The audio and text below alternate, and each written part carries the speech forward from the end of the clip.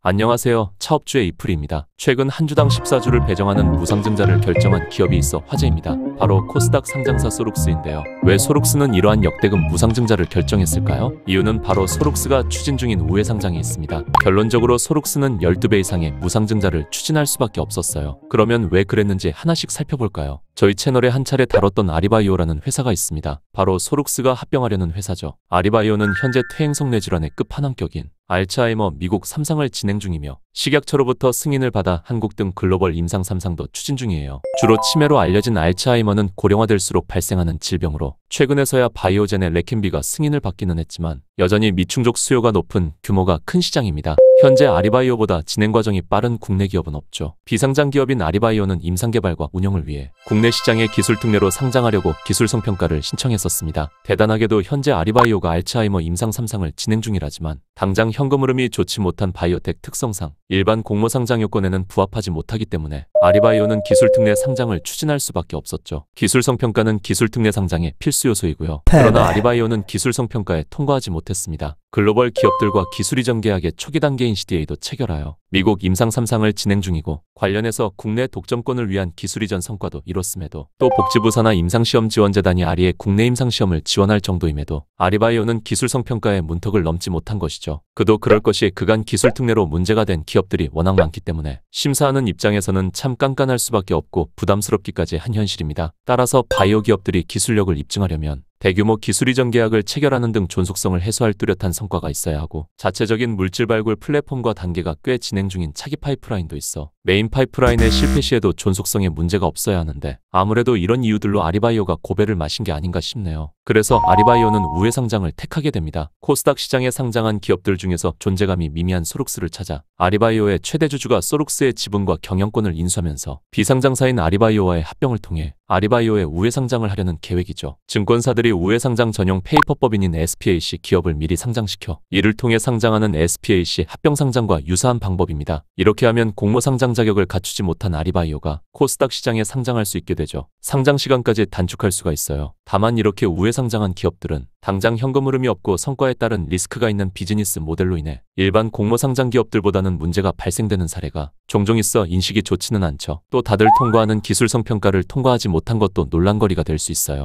하지만 높은 등급을 받았던 신라젠의 사례에서도 알 수 있듯이 기술성 평가 통과 여부가 꼭 객관적인 지표는 되지 않습니다. 그리고 우회상장 기업은 일반 공모상장처럼 공모금을 조달하지 못한다는 큰 단점이 있습니다. 단지 소룩스가 가진 자산들을 인수하게 될 뿐인데 현재 소룩스가 가진 유동성 상황이 좋지는 않죠. 다행히 아리바이오의 상황이 괜찮으니 합병을 통한 우회상장을 해도 당장 존속성에는 큰 문제가 되지 않겠습니다. 이렇게 공모자금을 조달하지 못한다는 큰 단점에도 불구하고 아리바이오는 오직 빠르고 확실한 상장을 위해서 우회상장을 추진하는 것을 알 수 있어요. 상장 이후에는 자금 조달을 통한 운영이 지금보다 훨씬 수월질 테니까요. 그러나 두 기업의 합병 추진에는 문제가 하나 있었죠. 상장 기업과의 합병으로 비상장 기업이 우회상장을 추진하게 되는 경우 상장 기업인 소룩스는 매출, 자본금, 자본 총계 중 2개 이상의 항목이 비상장 기업인 아리바이오보다 커야 합니다. 그런데 소룩스는 아리바이오보다 매출만 클 뿐 자본 총계와 자본금은 아리바이오보다 작기 때문에 합병 우회상장의 규제 대상이었어요. 소룩스가 자본 총계를 늘리려면 사업상에 큰 변화를 보이거나 300억 이상의 유상증자를 진행했어야 했겠군요. 따라서 소룩스가 자본금을 늘리는 결정을 한 것으로 볼 수 있습니다.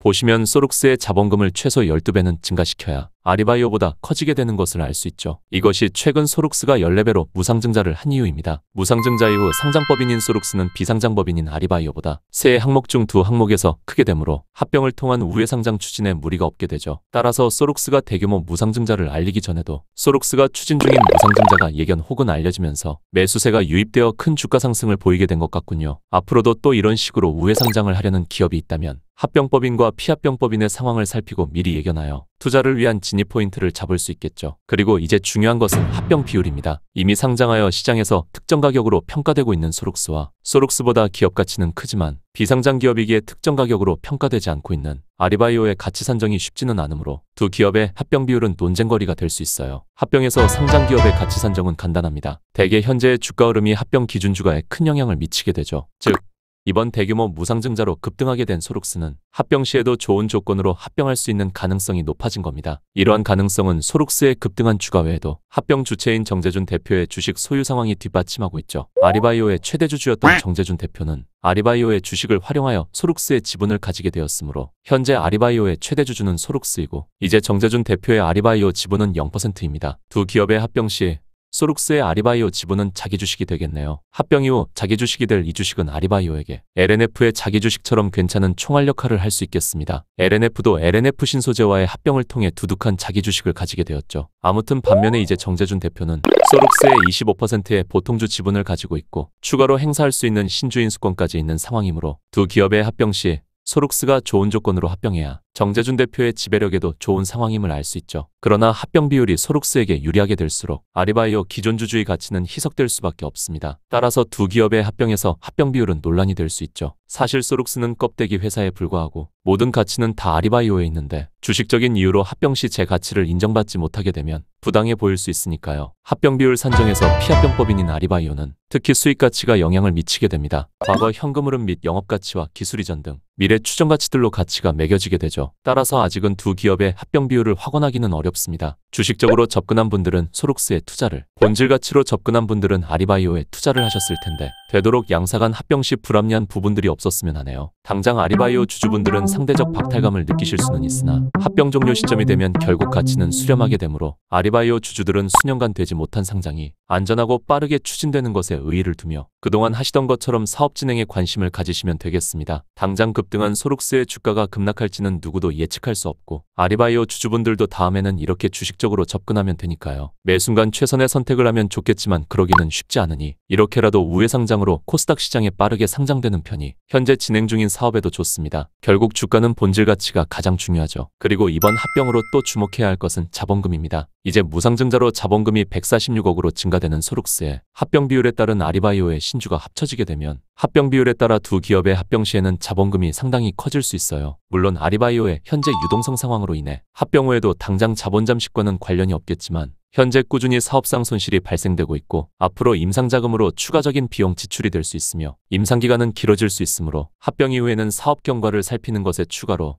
늘 존속성 여부를 신경 쓰셔야 합니다. 합병 후에는 더 이상 비상장법인이 아니니까요. 아무튼 최근 있던 소룩스의 1대 14의 무상증자는 이러한 이유로 결정된 것을 알 수 있는데요. 이를 알아두면 앞으로 우회상장 추진기업의 투자 포인트를 잡고 수익을 내는데 도움이 될 수 있겠습니다. 현재까지는 좋은 결과를 보이고 있는 아리바이오의 알츠하이머 임상 3상 진행도 관심을 가지고 지켜봐야겠네요. 현재 아리바이오는 일반 투자자들에게 거래가 수월하지 않은 OTC 시장에 있어 가치가 왜곡되고 코스닥의 소룩스에 비해 박탈감이 있을 수 있지만 결국은 합병으로 코스닥 시장에서 시세를 받게 될 수 있을 겁니다. 앞으로 두 기업은 변동성이 꽤 심한 모습을 보일 수 있겠네요. 이러한 투자 과정에서도 평정심을 유지하고 늘 존속성에 유의하시기 바라겠습니다. 국내 바이오텍의 알츠하이머 신약이 탄생하게 된다면 국내 바이오 산업이 몇 단계 성장하게 되는 상당한 성과가 될 거라 생각되네요. 현재 저희 채널은 세 곳의 기업에 집중 투자를 하고 있습니다. 빨간색은 노후 목적용 초장기 투자이고 파란색은 메인 기업으로서 자산 규모를 끌어올리기 위한 투자, 그리고 주황색은 때마다 교체 매매를 하여 메인 기업의 주식 수량 추가 확보에 도움을 주기 위함입니다. 이러한 메인 기업들은 차업주 유튜브 커뮤니티를 통해 분기보고서와 공시,